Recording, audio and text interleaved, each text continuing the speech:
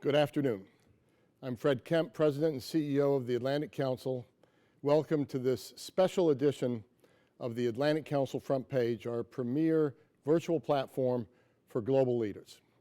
Today we have the honor of hosting Mark Esper, the 27th U.S. Secretary of Defense and a member, we're proud to say, of the Atlantic Council's Board of Directors. Today's event comes at a time of increasingly bellicose rhetoric from Beijing, provocative Chinese military activity in the Taiwan Strait, and unrelenting attacks on Ukraine from Russia. The Biden administration has grown increasingly worried this summer about Chinese actions and statements regarding Taiwan. Those concerns are sharpening ahead of a proposed visit to Taiwan in August by House Speaker Nancy Pelosi, who would be the first speaker to visit Taiwan, House Speaker to visit Taiwan since 1997. Should she visit, the Chinese government has threatened retaliation. It is in that context that a high-level Atlantic Council delegation embarked on its recent trip to Taipei. The delegation was led by former U.S. Secretary of Defense Mark Esper, and it included Stefano Stefanini, the former diplomatic advisor to the Italian president and Italian ambassador to NATO, and Barry Pavel, Atlantic Council Senior Vice President and Director of the Scowcroft Center for Strategy and Security. The trip was consistent with the mission of the Scowcroft Center, where we work to develop sustainable, nonpartisan strategies to address the most important security challenges facing the United States and the world. This transatlantic delegation discussed the most pressing security and economic issues shaping the future of Taiwan, its relationship with the United States, with Europe, and with like-minded partners around the world, the strategic outlook for the Indo-Pacific region moving forward, and much more. Secretary of Defense Esper joins us today to discuss this vital set of topics, and he most recently served as the 27th U.S. Secretary of Defense and has had an extensive career in government in the Department of Defense. He held several positions, including as the Acting Secretary of Defense and Secretary of the Army. Prior to this, Secretary Esper worked in different capacities in the business sector, including as Vice President for Government Relations at Raytheon, Chief Operating Officer and Executive Vice President of Defense and International Affairs at the Aerospace Industries Association, as well as Executive Vice President of the Global Intellectual Property Center and Vice President for Europe and Eurasian Affairs at the U.S. Chamber of Commerce. During more than 2 decades of service in the U.S. military and during his distinguished career in public service, Secretary Esper has demonstrated a consistent commitment to freedom and democracy, both domestically and internationally. Secretary Esper will discuss his trip and his thoughts on the way forward with Lingling Wei, the chief China correspondent for the Wall Street Journal and co-author of Superpower Showdown. In 2021, she was among a team of Wall Street Journal editors and reporters whose work was a Pulitzer Prize finalist. Lingling, you know I have a soft spot for the Wall Street Journal, where I worked for 25 years. But apart from all that, it's always an honor to have you with us. Lingling, the floor is yours. Thank you very much, Fred, for those very insightful and generous remarks, as always. And many thanks to the Atlantic Council for holding this event. This discussion with Secretary Esper couldn't have come at a more timely, moment. As Fred laid out, worries over Taiwan have been growing by the day lately.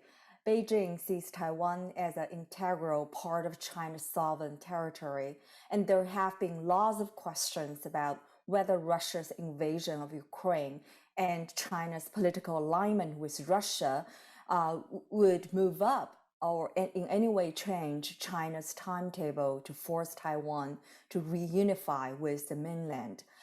And to Washington, as Fred laid out, Taiwan is an increasingly strategic partner, important strategic partner in its competition with China and the contest between democracies and autocracies.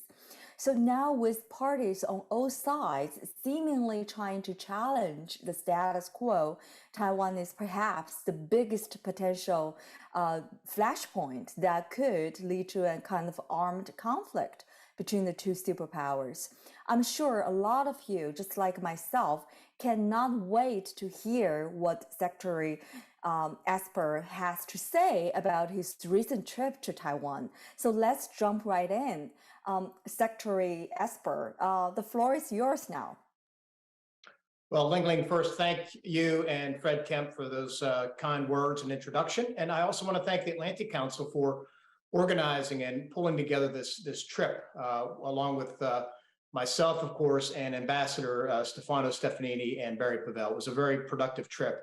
And look, we went over there for the purposes that Fred Kempe outlined. It's important to go over there, meet with the leadership of the country, and not just the leadership. We met with the head of the KMT, which is in opposition right now, and we met with both American business and Taiwan business to get a feel for what is happening in Taiwan diplomatically, security-wise, and economically, and to really capture the views, share our perceptions and opinions, and then bring that back to speak to our broader audience here in Washington, D.C., hence the purpose of today's session. So I look forward to answering your questions in terms of what I thought was not just an important trip, but as you noted, a very timely trip, given all that is unfolding right now each day.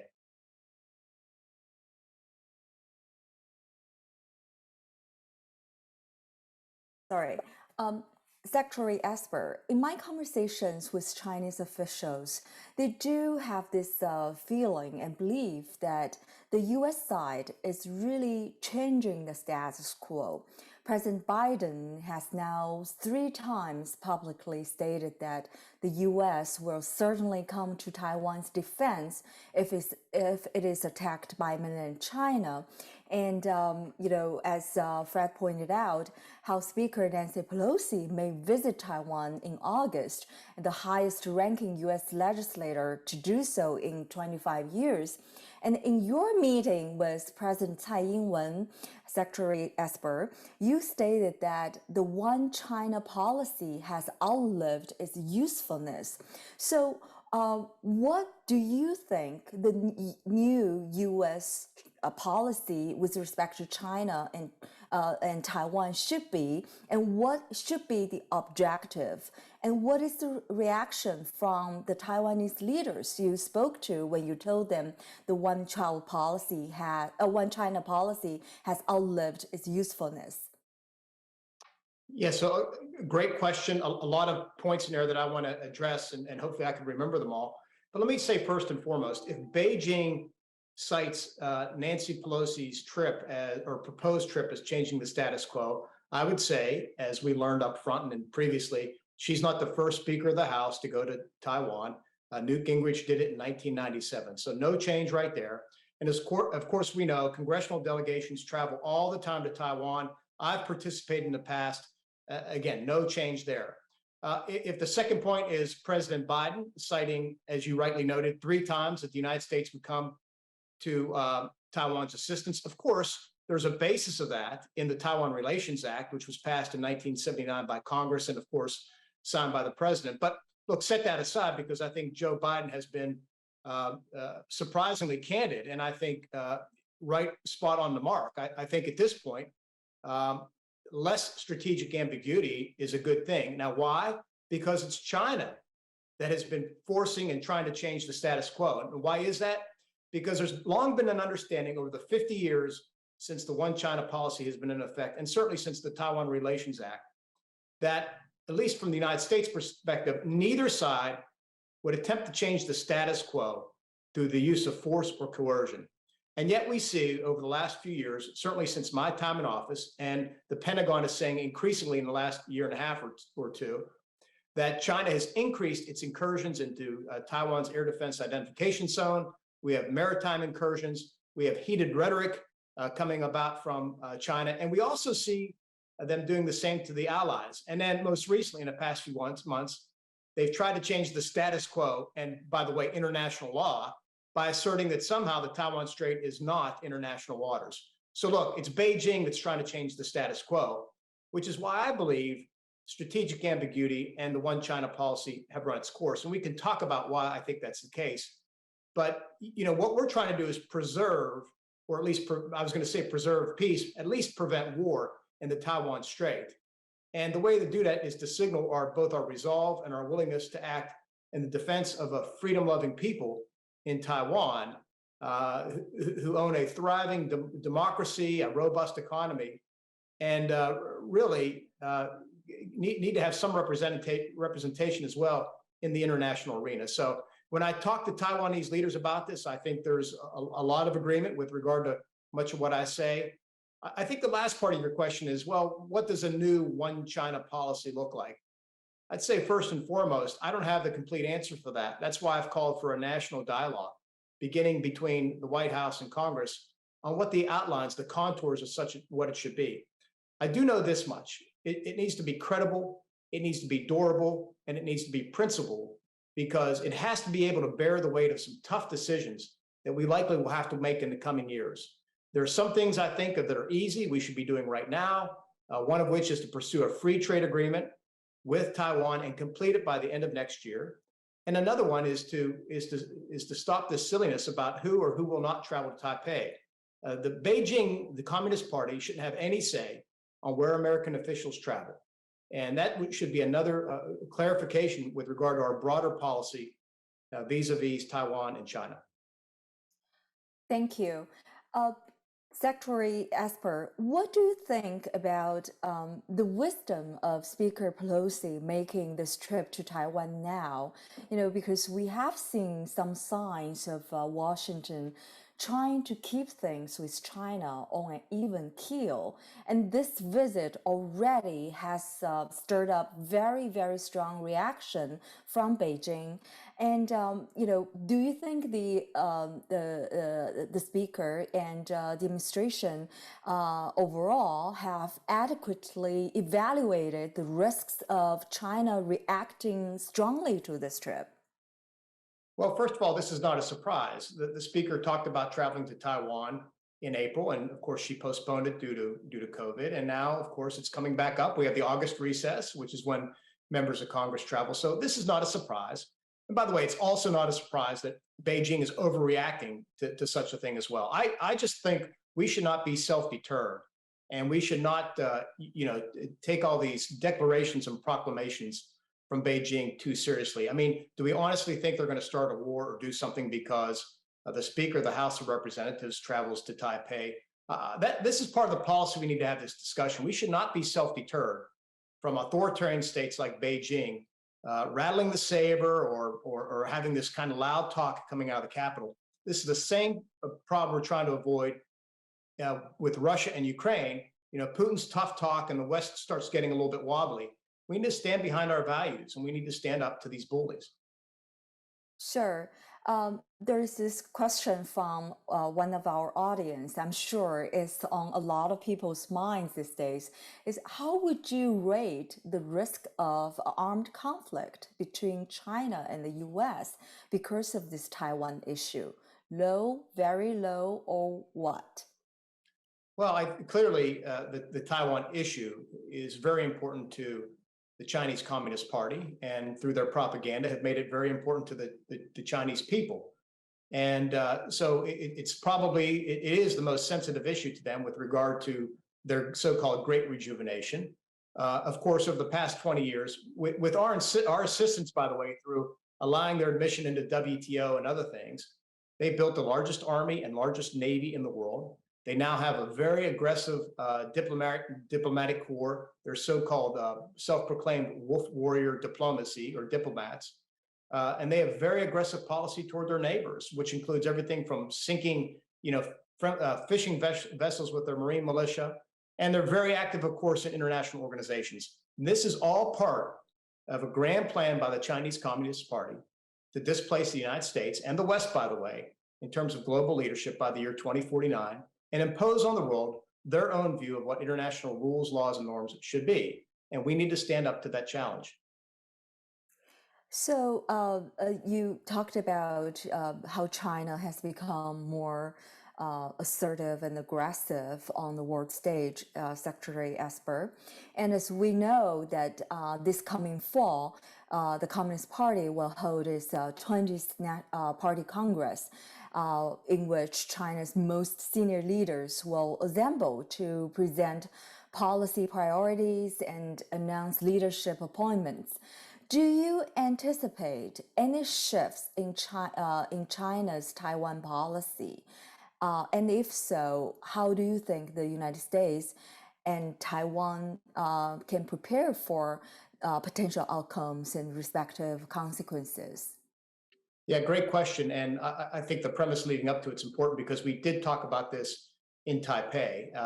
It's clear that the Communist Chinese government is preparing for the Party Congress in November.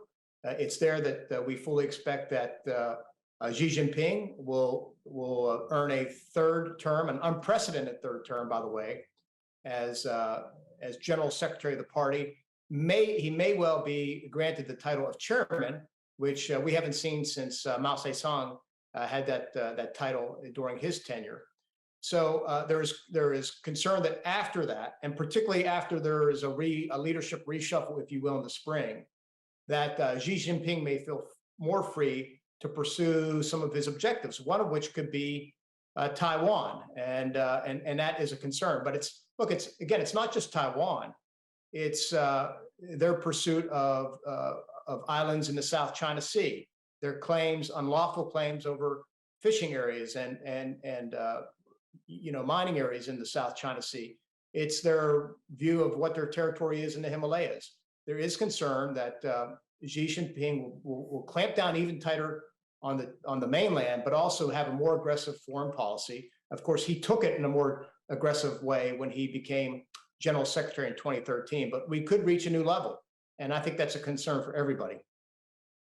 Sure. Obviously, when we analyze the potential leadership transition and the new lineup of senior officials, one of the potential candidates for a top foreign policy job in China is this expert on Taiwan. That just shows how important Taiwan issue is increasingly becoming for China, not just for their own like domestic policy wise, but also foreign policy in terms of its relationship with the United States. So, do you think Xi Jinping has a timetable for reunification with Taiwan? And by the same token, do you think in any way Russia's invasion of Ukraine might have changed that timetable? Well, I assume that a leader like Xi Jinping, with his autocratic tendencies and his desire to put his own mark on Chinese history, his timeline is probably before he, gives up the position. And we don't know when that will be, right? He's not an old man. He's not a young man either, but clearly that could be in the next 10 or 15 years. Now, that said, some people also think that that timeline is a lot closer. Maybe it's as early as 2025 or between 2025 and 2030. We don't know. The only person that really knows is him, Xi Jinping. So I think that's why it's important that we be prepared. When I met with the Taiwanese leadership in Taipei, I spoke to them about what I think they need to do to further deter Chinese bad behavior, but also an inclination to maybe make the move on Taiwan. And what I said to them is, you need to do these few things. First of all, you need a significant increase in your defense budget. Number two is you need to adopt an asymmetric warfare strategy and purchase the systems, the capabilities associated with such a strategy. Number three, you need to both lengthen up to 1 year and toughen your conscription and your training. And number four, you need to revitalize your reserve mobilization so that you can call up a territorial defense in a moment of need. And five, you need to start stockpiling energy supplies, foodstuff, weapons, equipment, ammunition, and you need to build a resilient infrastructure, particularly telecommunications. If you can do those five things and really make Taiwan the porcupine, so to speak, that the that the war gamers talk about, then maybe Xi Jinping wakes up every morning over the next 5, 6, 7 years and says, no, not today. It's not worth it, because to your question, Lingling, he sees what happened to Vladimir Putin in Ukraine. And there were a lot of people telling Vladimir Putin, I'm sure, that, hey, Mr. President, I'm sure we can very easily, the Russian army can very easily seize Kyiv, replace President Zelensky, and dominate Ukraine. And he found out that that wasn't the case. That the Ukrainian people had a lot more fighting spirit, that they were willing to take up arms. He learned that President Zelensky was not going to stand down. He learned that the West was going to stand by Ukraine and not just support them diplomatically, but support them through military equipment and intelligence and resources and material. And then, of course, the West was going to act financially and economically against Russia. So when Xi Jinping thinks about all these things, he first should ask himself, are my generals and admirals really telling me the truth? Can we really seize Taiwan, or can we really compel their surrender? And if so, at what cost? In terms of his own military, in terms of his own economy, China's standing in the world, so forth and so on. We want to do everything we can, we being the United States and the Western democracies ranging from Korea and Japan and Australia and Asia, all the way across, and hopefully India as well, but all the way across into Europe. We want Xi Jinping to wake up every day and say, it's not worth it. The costs are too high. I'm not going to make a move on Taiwan. Rather, I'm going to go back to what we agreed on in the opening of relations in the 1970s with the United States, and sit down face to face with the leadership of Taipei and see what is possible or not. That's the way you resolve differences. You touched upon so many great points here, Secretary Esper. And one of those things you just said really reminds me of a very fascinating story my colleagues based in Taipei did last year. So the story was about how unprepared people in Taiwan were for conflict. So what is your assessment from your trip in terms of the morale and willingness to fight in Taiwan? On a similar topic, you agreed to relay to Washington Taiwan leaders' concerns on the speed of arms sales. How should the Biden administration consider this in the context of negotiating this new U.S.-Taiwan free trade agreement, in your view? Well, Taiwan certainly has a military capability, for sure, based on what they've done themselves and the arms we've sold in the past and the other assistance that we've given to them. But I don't think it's sufficient, really, to deter the long haul. And part of my visit was to deliver some tough love as well, that really they need to have a greater sense of urgency and pick up their game. And I think clearly President Tsai understands that. She's fully committed, but they also have to achieve a political consensus within Taiwan. And that's the challenge of a democracy, right? You got to get your party on board, you got to get the opposing party on board, and then you have to make the case to the public. But look, in my view, when your national survival is at stake, then you do everything you must in order to ensure that your democracy can survive, your republic will be there at the end of the day. In my view, doing those 5 things will go a long way to ensuring that there is deterrence, backed up, of course, by the United States and the democracies of the West, but that they are doing everything they can to promote their own deterrence, their own capability. And my message as well was, look, if you do those things, it also gives the West more confidence, more inspiration to come and stand behind you. And so this just can't be that Taiwan's waiting for the United States and our allies in the world to come defend them. They need to make the first move and make sure that they are doing everything they can reasonably to promote their own national security and defend themselves. And I think that really goes a long way to persuading the Western democracies to stand behind them as well, and adopt, adapt, modify their China policy as well. I think that's where we are today. Right. I have talked to some Chinese officials about this gathering crisis in the Taiwan Strait lately. And, one thing they talked about the potential House Speaker Pelosi's visit to Taiwan, what the Chinese side seems to be really worried about the potential domino effect as a result of that visit, in the sense that, once if how Speaker Pelosi takes this trip, more countries would follow suit. And but so far, obviously we have seen very strong diplomatic language coming out of China, and I believe the diplomats in Washington, Chinese diplomats in Washington, are also trying very hard to lobby against such a visit. But we certainly are in kind of a war of words lately. But do you think, in your view, as you pointed out, in Taiwan there has been debate. In Washington, there is some disagreement, different opinions. Do you think in Beijing there are also debate going on within the Chinese leadership about how to approach the Taiwan issue? Or do you think there's already been a consensus about taking Taiwan back by force? My sense is that there is a consensus within the Chinese Communist Party that Taiwan is part of the mainland. My sense is also that there are different voices within that government as to how to go about that. You probably have harder core voices coming out of the military and less so out of the foreign ministry, if you will.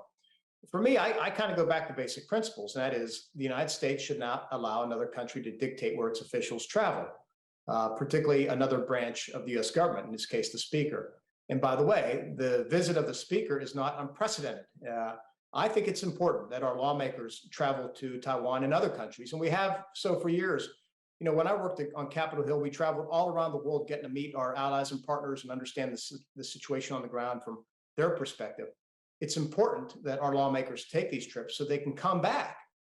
And it influences their policy making. It influences, if you're a lawmaker, of course, legislation, appropriations, things like that. So I think it's important that all lawmakers do that. If we allow Beijing to start dictating who can or cannot travel, then where does that end, right? That's why, again, I go to basic principles. This is another point, I would say, that argues that we need to rethink our China policy and how we deal with them.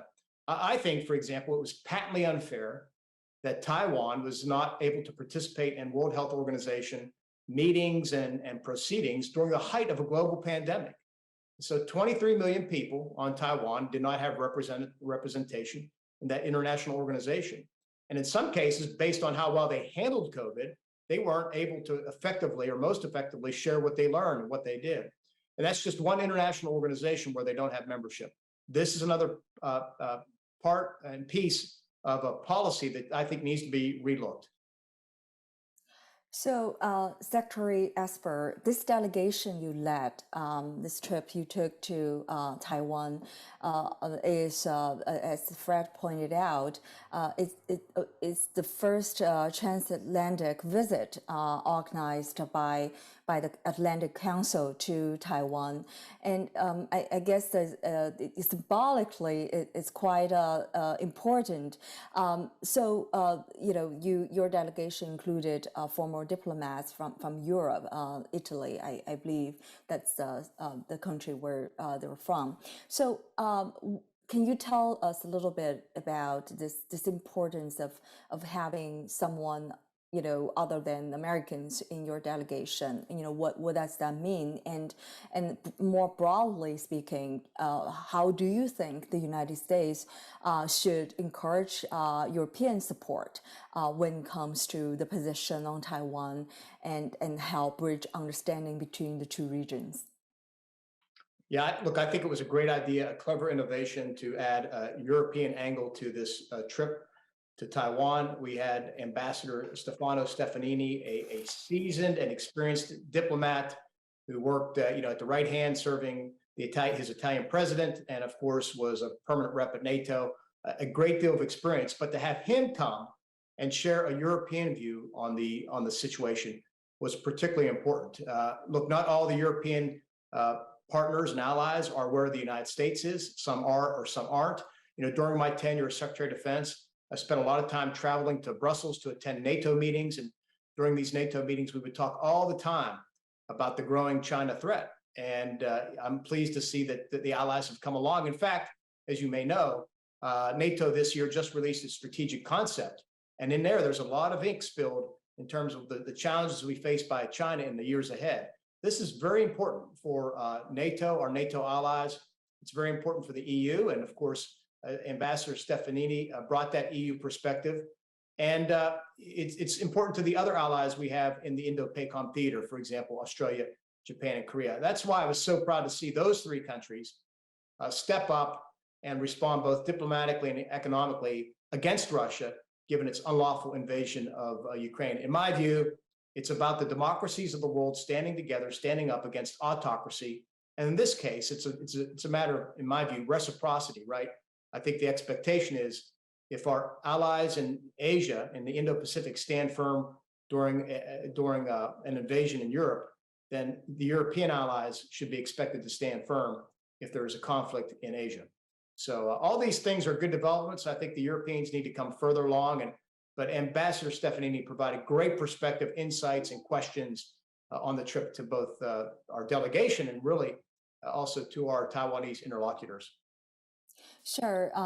As you pointed out, Europeans' attitude toward China really has changed quite dramatically in the wake of China's support for Russia, on its position on Ukraine. How much common ground do you think the U.S. and Europe have when it comes to China and Taiwan? Because, as we know, Beijing still trying to keep Europe, from, being too close to the U.S. In some people's, as some people put it, drive a wedge between U.S. and Europe. How much common ground do you think, those two regions have when it comes to China and Taiwan? I think the common ground between the United States and its European allies begins with the fact that Taiwan is a fellow democracy that shares our values of freedom and liberty and rights and all those things that we hold dear in the West. I think, to me, that is the foundation of our policy and relationships between us all. I think when you go another level up, for example, if you talk about security, clearly the frontline states, I call them the front line of Russia. So let's consider the Baltics and Poland and Romania, and now, of course, Finland and Sweden. Those type of states, because they share a border, at least Finland, not Sweden, of course, share a border with Russia, they see it much more as a security angle as well. And if you're a small state like the Baltics, to them, it's a classic case of David versus Goliath when you compare, China, which is 60 times larger than Taiwan, trying to bully its way against that small country. And those Baltic states have been absorbed in the past by a big neighbor called Russia or the Soviet Union. And it's exactly what Taiwan faces. So I think in that regard, those smaller frontline states see that security angle and are much, much further aligned with us. If you go up another level, you talk about the economics of it all. I think that's when countries, to include it in the United States, by the way, start getting conflicted because supply chains race back to China. There are business interests between all of our countries. I think that's where you start seeing fragmentation. But even today, though, we see that changing. I'm very hopeful, for example, and I've urged the Congress this week to pass the CHIPS Act, because I think we need to have a semiconductor fabrication capacity here in the United States, because we cannot rely on China to provide those things. In fact, we see China now trying to dominate the market.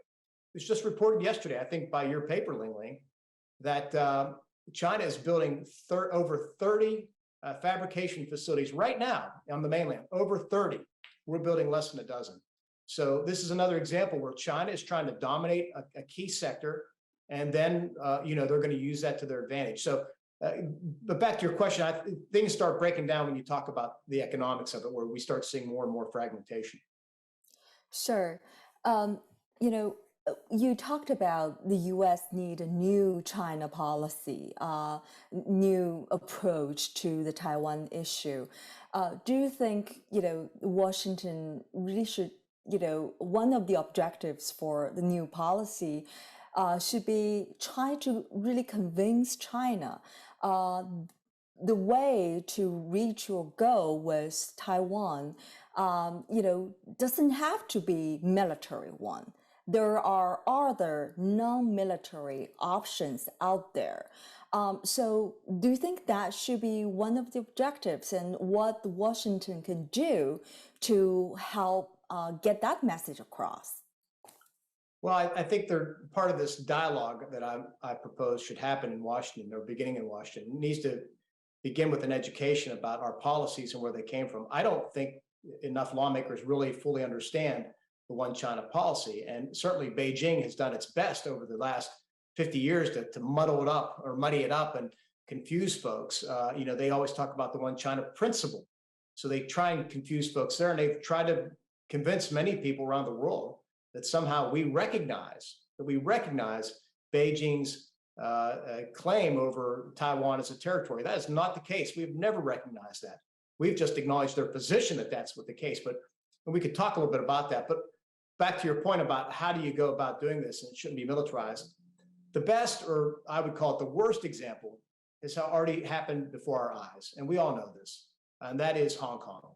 When the handover occurred in 1997, the Chinese government, communist government, promised Hong Kong that it would keep its traditions, its laws, all the basic law, all those things, right, under one country, two systems.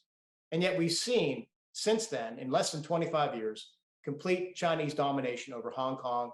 They've taken away all those rights, freedom of the press, freedom of assembly, you name it, that the people of Hong Kong enjoyed.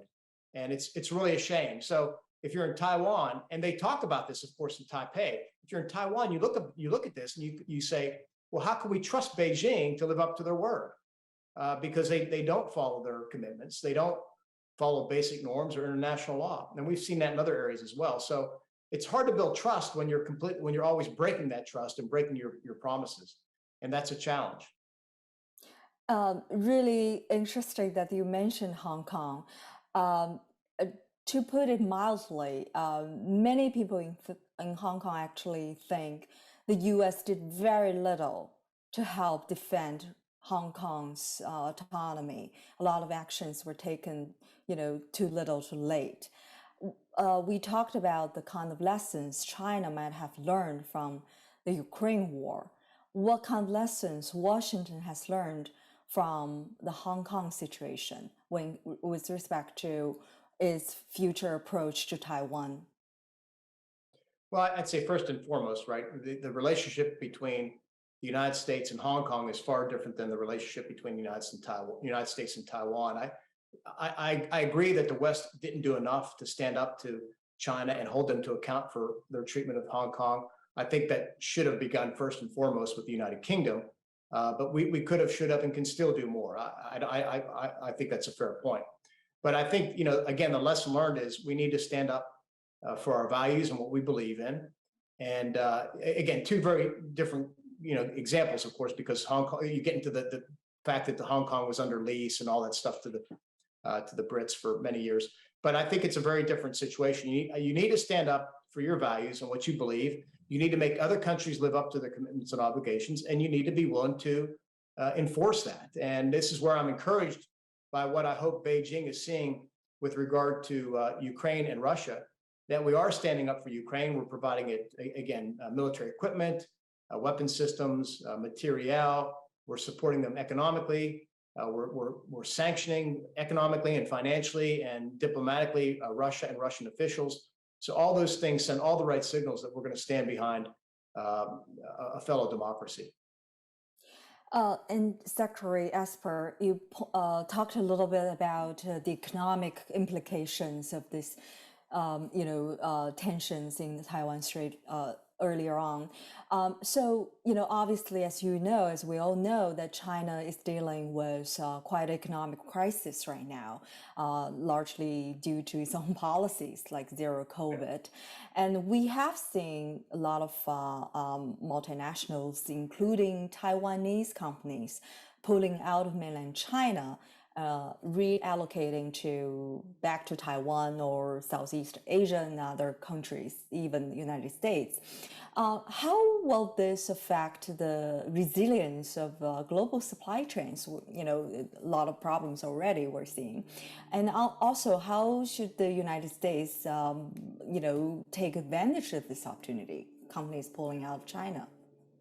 Well, first, you made some good points about what's happening right now in China, and it's interesting because for somebody, Xi Jinping, running to earn a third unprecedented term as general secretary, he's not having a good run. You have an economy that may be in recession right now. Its economic growth was reported at like 0.4%. Now, of course, we know that Beijing inflates those statistics, so it's probably a negative growth rate. Then you have, as you noted, supply chain and other economic problems due to this zero COVID policy, which is not sustainable. You have a banking sector that's highly leveraged, I think over 260%. You have a very hollow retail sector. China's dealing with a lot of problems right now internally, and which is why it gives folks some concern about what they may do after the fact, after November, if these domestic problems persist. But that said, I think that the origin of the Western pullout, if you will, it's maybe too strong of a term right now, but the reshoring of supply lines goes back to COVID, where we saw China crack down on some supply chains and maybe not be as forthright, if you will. We've known for years, of course, the bad business practices coming out of China, where there's forced tech transfer, you're forced to overhaul a lot of your governance to the Chinese officials. There's, of course, copyright, trademark, patent infringements, and there's the outright theft of intellectual property. And we've seen these practices before. I've been outspoken as well, also about China's control of strategic materials, particularly rare earths. This is another example where China has sought to dominate a market, which they've managed to do when it comes to rare earth materials, and then use it as political leverage by either suspending the export of those materials to countries that they're unhappy with. I think they did this to Japan in 2010, 2011, and threatened to do this to the United States in the past few years. So I think the movement of supply chains out of China is a good thing for building resilience throughout the West, throughout the global market that follows rules and norms and WTO best practices. I think that's a good thing. It'll build resilience. It'll re-inject competition into the marketplace, and competition, of course, usually always lowers prices and improves quality. And all those things are good things. It just takes some time to make that transition, and it will never be complete. But I think particularly on strategic materials, strategic resources sectors, that's very important. Sure. We have got a lot of questions coming in for you, Secretary Esper. So I'm going to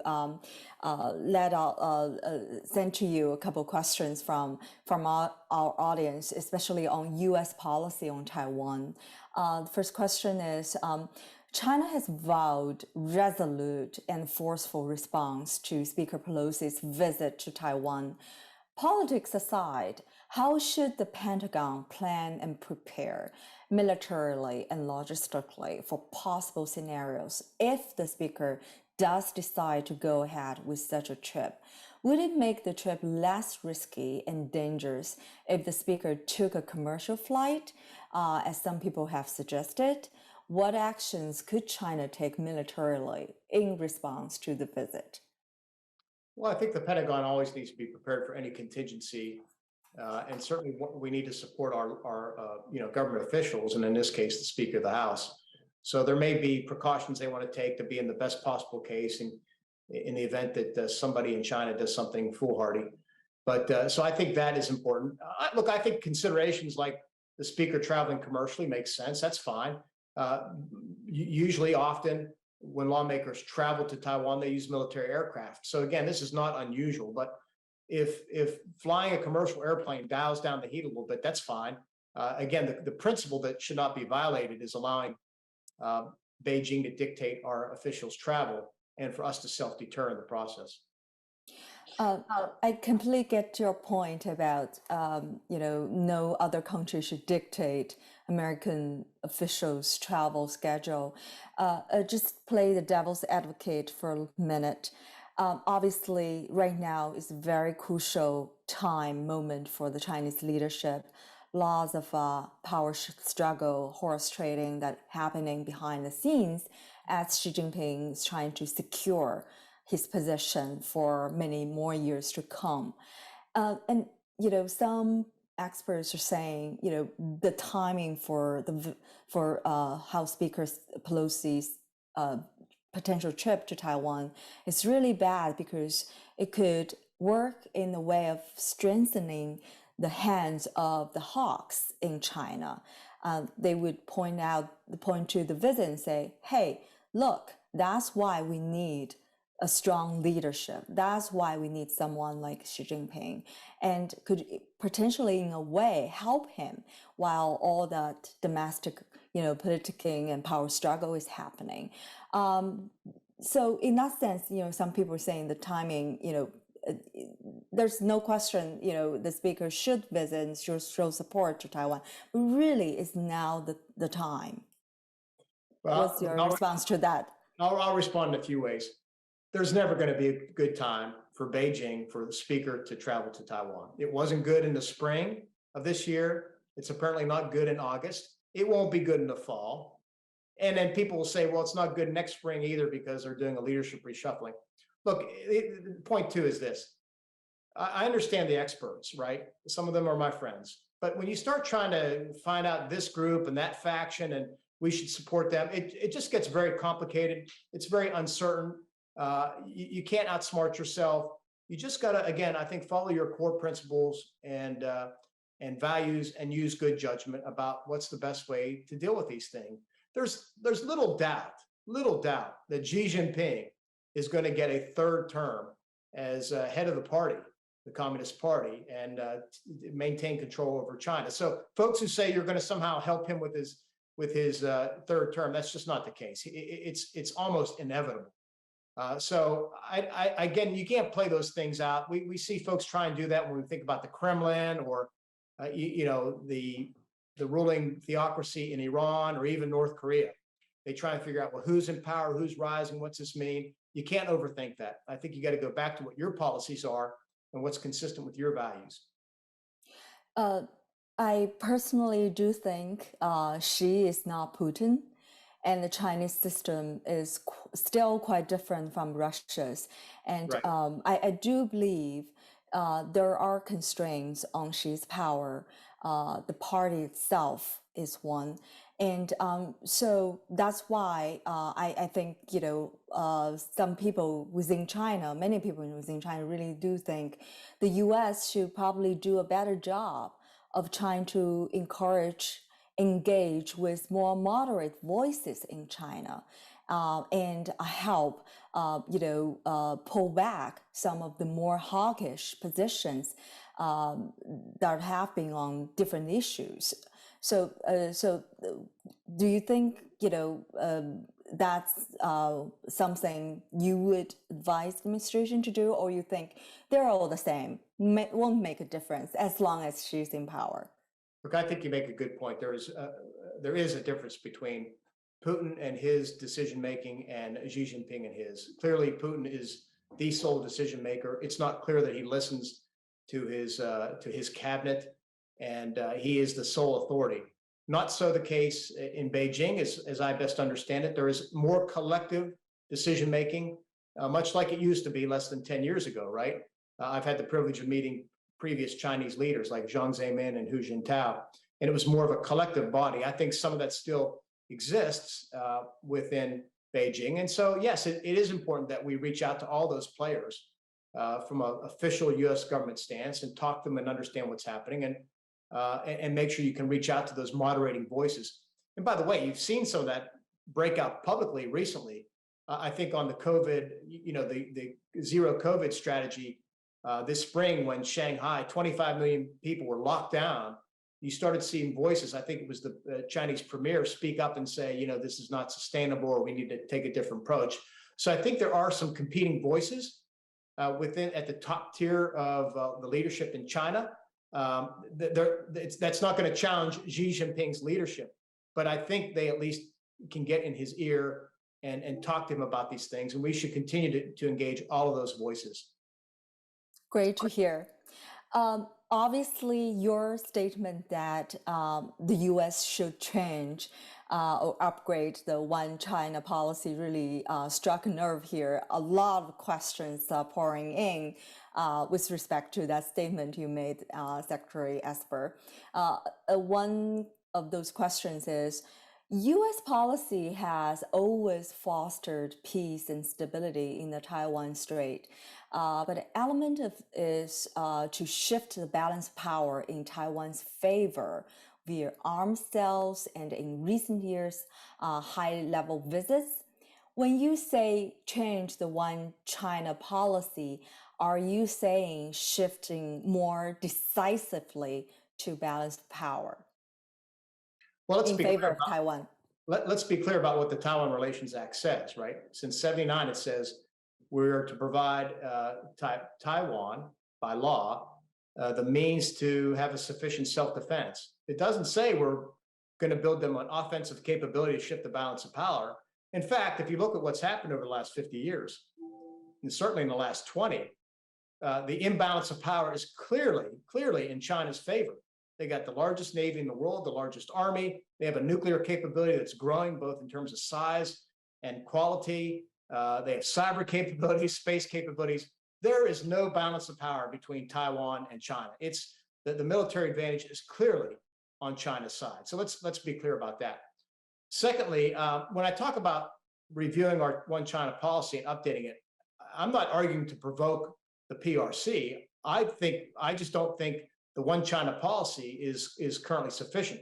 Look, we want to avoid war with China, and we need to avoid war. It would be bad for both of our countries. It would be bad for the globe, right? So, but we can't. I don't see the One China policy sufficient because first of all, it's 50 years old. So think about this: 50 years old, a policy embedded in a paragraph's worth of words that begin with saying that the Chinese people on both sides of the Taiwan Strait. Well, first of all, that's no longer the case, right?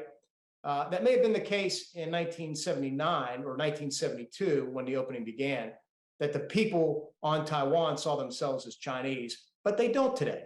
A majority of them see themselves as Taiwanese. They have a new, distinct cultural identity. The second part of that, where it talks about, it's the second part of the One China policy, where the language talks about each having a claim on China, on the mainland, on each other, is also not the case.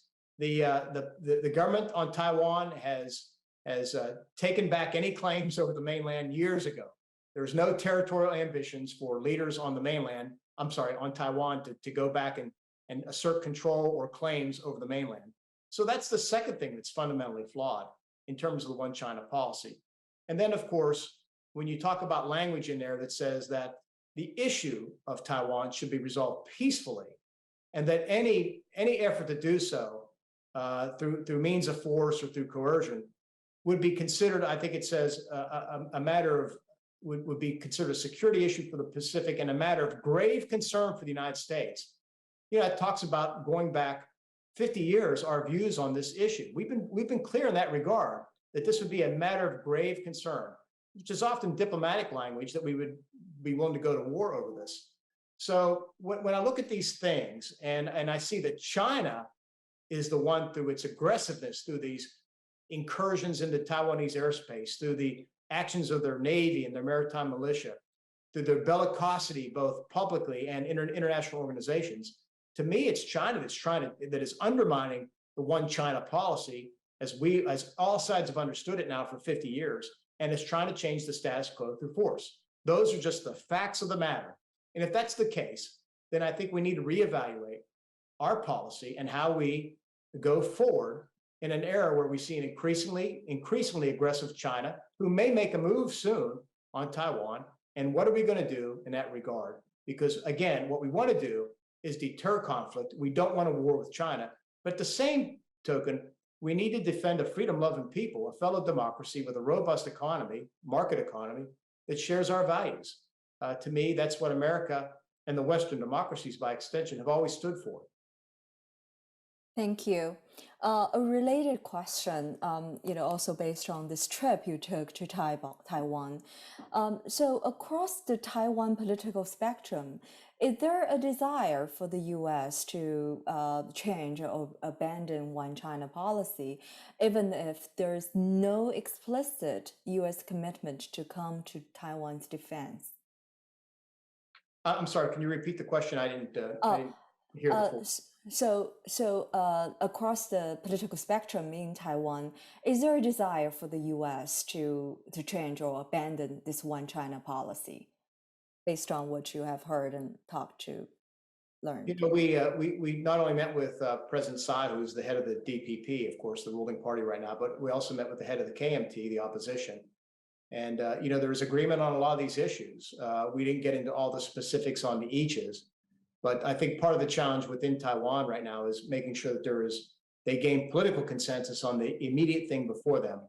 And the political consensus, which then has to be, discussed with the public and people have to be convinced, is a need to build up their own defenses and to make sure that they become that porcupine, as we like to say, that would make it difficult for China to invade Taiwan or to compel its surrender through a blockade or something like that. I think at the political level, they understand that, and there's agreement on that. And that's why I think they need to take those steps that I've outlined. And that will give them the breathing space to work out the other issues that they may need to build political consensus on as well. You talked about working with allies, U.S. working with allies, trying to find common ground on approach China and Taiwan. Very recently we saw the Indo-Pacific Economic Framework being established. Many countries signed up. Quite notably, Taiwan is not a member, at least not a member yet of this economic framework. Some people are saying Taiwan can't even join an economic agreement. What are the chances there are for Taiwan to join, for example, security agreement like Quad or AUKUS? What is your view on that? Would it not make sense strategically to invite Taiwan to be part of those agreements? Yeah, look, I think it was a mistake. I said this to the media in Taiwan last week. I think it was a mistake that Taiwan was not included. But this reflects, again, U.S. policy that we're not going to allow Taiwan to these types of forums and agreements because we think it's going to upset Beijing. And of course, it probably would. But, we have to deal with reality. And in my view, again, a democracy with a thriving, robust market economy, why shouldn't we extend the privileges of free trade and a free trade agreement to 23 million people on Taiwan, who provide, by the way, strategic resources for us, namely semiconductors and high-end semiconductors? It just doesn't make any sense, and it's not right, and it's not fair. And that's why I said up front, and as we began our discussion, Lingling, that I think one of the things that we should do, which would be certainly an adaptation of or modification of our policy, would be to enter by the end of next year into a free trade agreement with Taiwan and encourage other Western economies to do the same. Nobody wants to do this because they're afraid of the reaction out of Beijing. And again, we're allowing another country, in this case, the Chinese Communist Party, to dictate our policies and positions. Now, we shouldn't do that. I would be amiss if I don't ask you questions about semiconductors, given Taiwan's importance in manufacturing very important products. How does the Taiwan side view U.S. and global semiconductor dependencies on Taiwan? We had the chance to sit down and talk with leaders in the semiconductor industry in Taiwan. It was a very interesting discussion. They do provide the world's supply of semiconductors. They understand it's a strategic resource. They're certainly interested in the partnership that is forming between the United States and Taiwan, specifically the fabrication plant that's going up in Arizona. I think they're excited about that. They understand the importance of having a resilient, reliable supply chain, and that's something that we share as well. So again, it's incredible what they've been able to build in that country with regard to semiconductors. It speaks to the talent and ingenuity and policies of the government that they could create such an industry that is so important to the global economy. So yeah, I think it's important, and so do they, and I think that's why that was one of the discussions we wanted to have, was to talk about that specific area. Um, Also, Secretary Esper, you talked about earlier, you talked about the failure of the one country, two systems in Hong Kong, right? Obviously it looks like there's very little way that Taiwan, people in Taiwan would support peaceful reunification with mainland China under that kind of system. And based on the conversations I have had with Chinese officials, there's also this realization that perhaps one country, two system, won't work for Taiwan. So without such a plan, the peace plan, this audience is asking, China likely will be very reactive. And should the US try to play a mediating role to prevent that? Well, first of all, look, one country, two systems is a complete fallacy at this point. Nobody believes in it, and nobody ever will believe in it. And further, they're not going to believe in any type of other construct that the Chinese Communist Party puts forward. That's just kind of a fact. With regard to U.S. mediation, I think we forswore a long time ago not to play the mediator between Taipei and Beijing. This is something for them to work out between themselves. And yet, what we heard in Taipei is that Beijing's unwilling to sit down with the government and at least have formal discussions on any number of topics at a high level, and not just this one. And again, it's not the right way to do business. It's not fair to the 23 million people on Taiwan. We also wonder what you think Taiwan stands vis-a-vis mainland China on this psychological warfare front. Some people, especially those in Europe, really think Taiwan actually is one of the world leaders in terms of fighting disinformation because of its own experience battling with China in cyberspace. What is your views on this? Yeah, clearly they are under an ongoing disinformation, misinformation campaign coming out of Beijing. We had the opportunity to sit down with the new Ministry of Digital Affairs, which I think is the actual name of the new name, and it was interesting to talk with the minister about how they are dealing with misinformation and disinformation in Taiwan coming from Beijing, and it's very interesting. They're obviously using technology to go after this, and it seems to be very effective. And we're trying to bring back lessons learned for us as well. But it's something they deal with, and they are taking a very aggressive approach and leaning in with technology as well to do so. Fascinating. Well, thank you very much to Secretary Esper for your very candid and thought-provoking perspectives from these discussions you had with Taiwan government leaders during your trip. And thank you so much to our audience for their wonderful participation and very thoughtful questions on the topics we just discussed here. Now I will turn it over to Barry, and Barry will give us some closing remarks. Over to you, Barry. Thanks, Lingling. Well, thank you so much, Ms. Wei and Secretary Esper, for such an insightful and rich discussion. In this highly tumultuous geopolitical context that both of you just discussed so deeply, Putin's invasion of Ukraine that's ongoing, Xi Jinping's increasingly aggressive rhetoric and actions, and the growing contest between these authoritarian regimes and the democracies worldwide, there is an upside. We have seen an unprecedented unity of thought and action growing among the Indo-Pacific, North American, and European democracies, allies and partners all.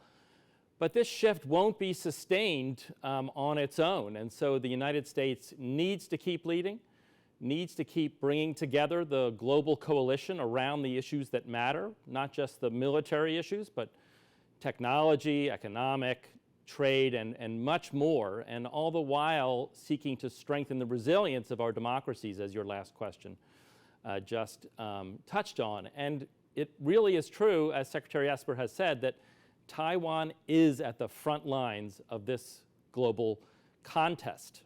And so therefore, it is really key that North American and European partners continue to increase their engagement in smart ways with Taiwan and offer support on democracy, on the things that really matter for our shared values. So I'd like to thank both Ms. Wei and Secretary Esper again for this very thought-provoking discussion, as well as our global audience for tuning in and really raising a number of thoughtful questions that helped inform the discussion today.